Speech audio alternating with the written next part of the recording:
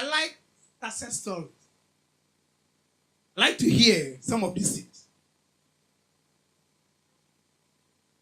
Because losers don't inspire people. It is the winners that inspire us. Christians must be an inspiration to the world. Children of God, we must be an inspiration to the world. And you will never, listen to me, the Bible said that to them that shall overcome shall be given, the book of Revelation, shall be given the hidden manna. Overcome what? So it means that Christianity is for overcomers. Overcome what? So it means that until you go through certain things, you will not be overcome. The Bible says we overcame him by what? By the words of our testimony and by the blood of the Lamb. So you cannot overcome the devil until you have a testimony, and you cannot have a testimony if you have not been tested.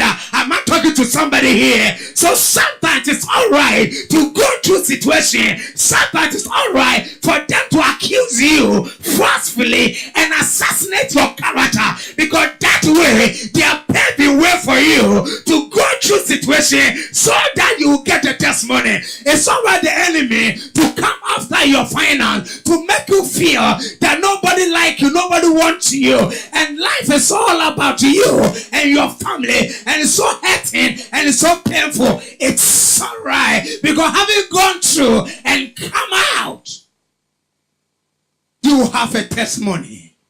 Oh, I say you have a testimony. 1 Peter chapter 5 verse 10. And the God of all grace, who has called you into his eternal glory through Christ Jesus, that after you have suffered for a little while, after you have suffered for a little while, after you have gone through for a little while, after they have refused to believe in you for a little while, after they have accused you for a little while, after they have dishonored you and they've cancelled your application, never gave you that admission, after going through all the pain, the Bible said he himself will strengthen you. He will give you a testimony and make your life better. If you believe it, say, I believe.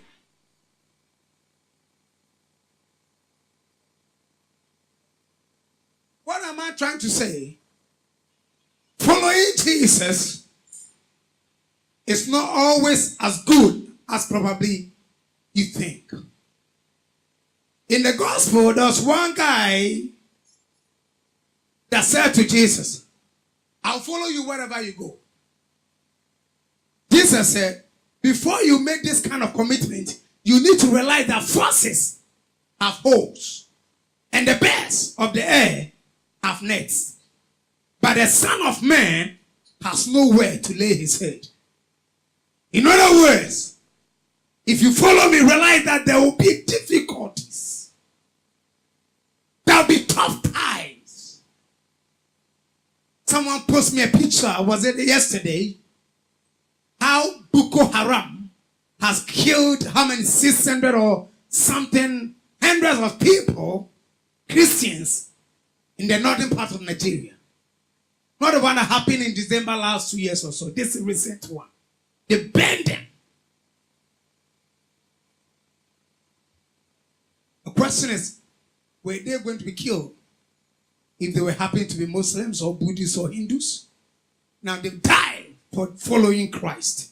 There's nothing wrong. Sometimes some of these things also give me confidence.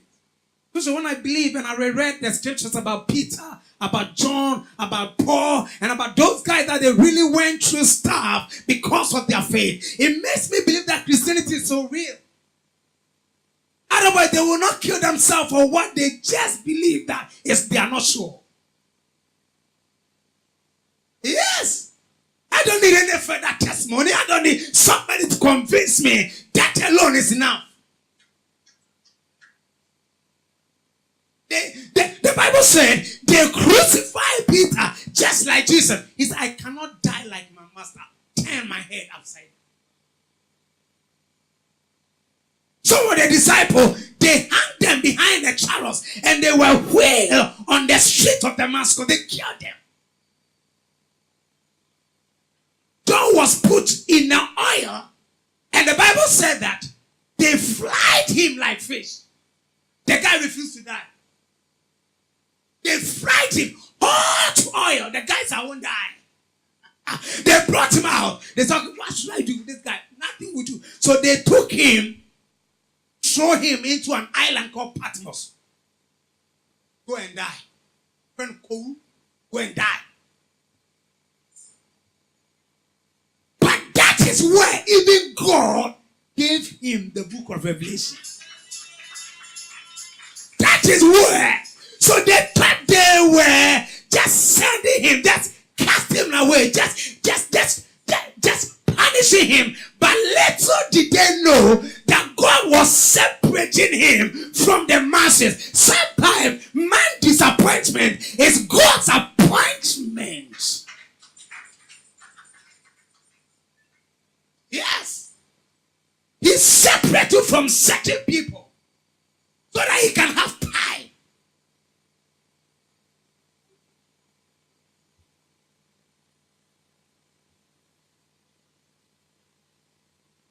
So Jesus told the guy, said, look, maybe you are asking for what you don't know.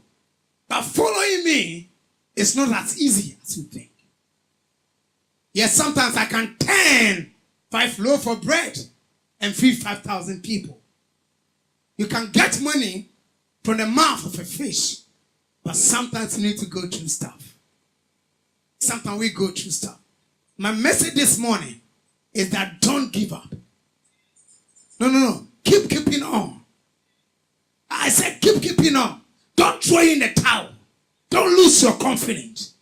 Keep keeping on. You will go through it. I'm telling you, no matter who you are, if you have not seen it, it doesn't mean that you are exempted. You go through it. If not today, maybe tomorrow, maybe next week, it will definitely going to come. As a matter of fact, it will shock you to know that sometimes it won't come from even 5 people far away from you. Sometimes the closest people are running. You will go through it. And listen to me. Don't give up. I said, don't give up. I said, God will come true for you. When people start the Christian walk and quit, when the going get tough, and they just give up, what happens is that we become ridicule or object of ridicule. In other words, people can laugh at us.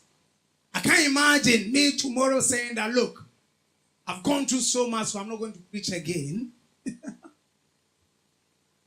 You take your church, God, I don't want to preach again. I don't want to be a pastor. I want to go into business. I like business for some reason. And next week, it will shock you to know how many people that even come to the church when they hear that I've resigned or retired from preaching. So they will come, not because they want to serve God. They want to come and see whether it is true that some party has really resigned from preaching. And then when that is confirmed, that's where you begin to see how they will dance here. Because yes, that is their prayer. That's what they wish for me. Is it not that guy? I remember I was one time in somewhere in someone for a program. I got there. I finished preaching like that. And I called one woman. I started giving her, minister to her. And she screamed. She said, you young boy, you have come here too. He said that in my language. What's who was our branch? And I said, I know, you know that I was coming here. And then they said, we guided and did everything that you will not come by UK. And listen to me, it was a program that was planned for about 6 months ahead. But on the day before I actually leave Accra to that program, I almost canceled the program. So the devil knows me. The devil knows you. He knows you. Listen to me. Don't think that because you don't pray like your pastor or that bishop, the devil staff will know. And the day you give up, they will celebrate. They will rejoice. Because they can't stand your prayer.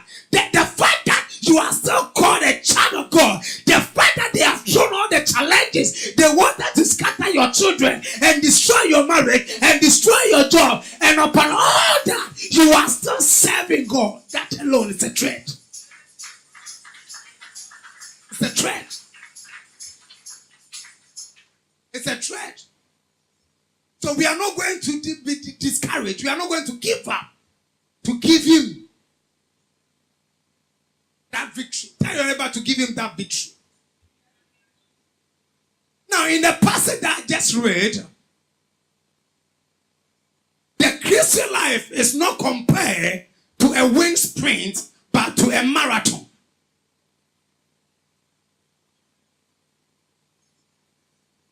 What is the wind sprint? The wind sprint is, how many of you have been an artist before? You ran before? None of you. No prophets. This is the most spiritual congregation I've ever met.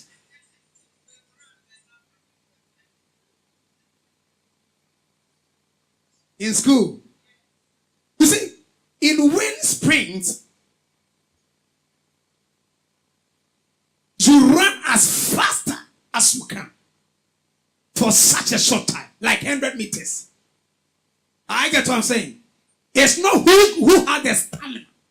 It's who can run faster, because it's a short distance. In marathon, it is not who can run faster. It is who has the stamina. Our Christian walk is not who can run faster. Because I've seen people that started very well. They started very well. They got born again today. Next year they were preaching. And they are prophesying. And doing all kind of deep stuff. And after challenges come on their way, they couldn't stand and they gave up. And I have also seen people.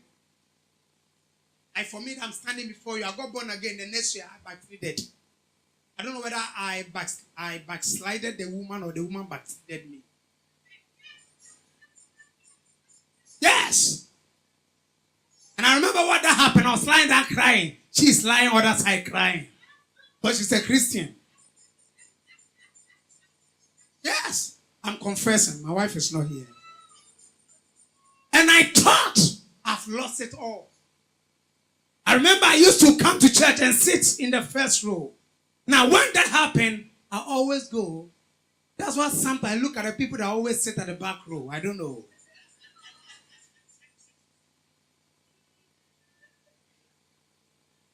Nobody asked me to go sit. But you see, there was something inside of me that makes me feel that I'm not worthy to come closer to the water. I went away. I wish something coming. Before Saturday evening, I will iron my stuff and getting ready for Sunday morning. When that didn't happen, I wish Sunday never come. And there was something also inside of me that cannot stay home on Sunday morning. So this is me, torn between the two. I don't want to go, but I can't stay home too. Have you ever come to a place like that in your life? When you feel God is calling you, you want to go, but there's something also in you that is pulling you.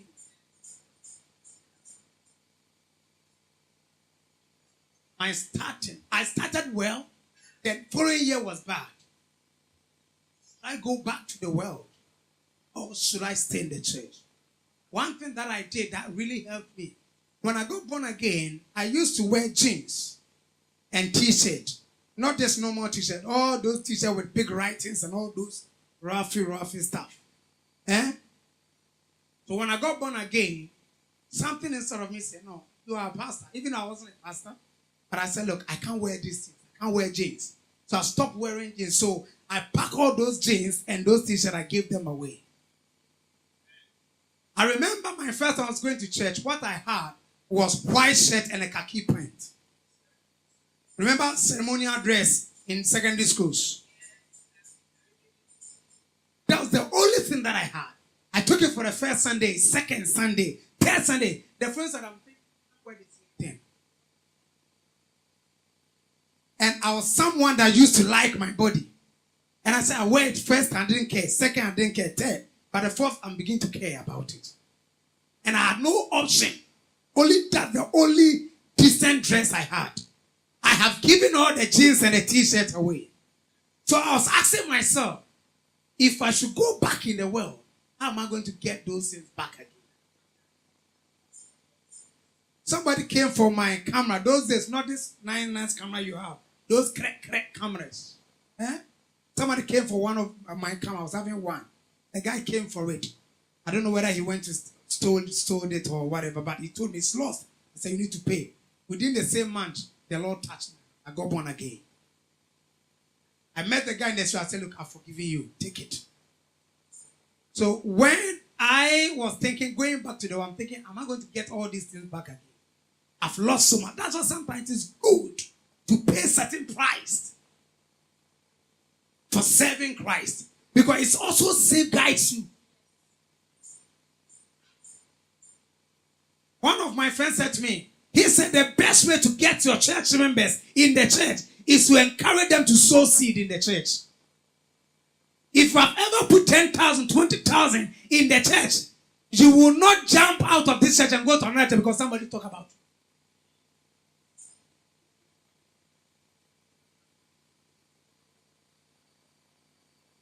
So anyway, I did not start it well. My starting wasn't that good. But as I stay with the Lord, I progress gradually. So what I mean is that our Christian walk is more than just running faster and finishing it. Because it's a long journey. Apostle Paul says, I have fought a good fight. I have finished my race. We have to come to a point in our life where we can boldly say that I have finished. I have read a scripture in the Bible. Solomon said it in the book of Ecclesiastes. The race is not for the swift. The battle is not for the strong. Food is not for learned. Or favor for men of understanding or skillful. But time and chances. But time and chances. No, it's not he that willeth or he that runneth, but it is God who showeth mercy. So in a Christian walk, it's not what you think you can do. It's about you taking time